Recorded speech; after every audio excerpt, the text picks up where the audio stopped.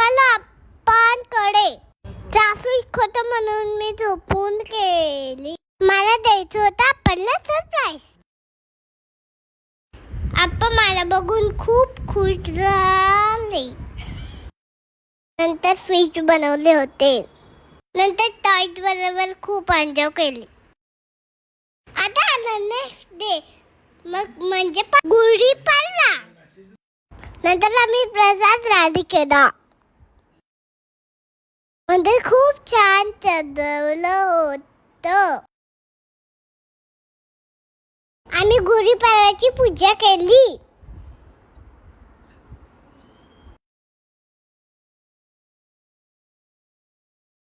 नंतर होतं एक छान सरप्राईज.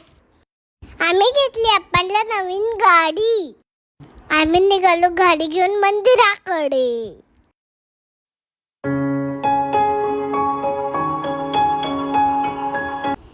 इथे आपण नारळ फोडला आणि नंतर गाडीची पूजा केली.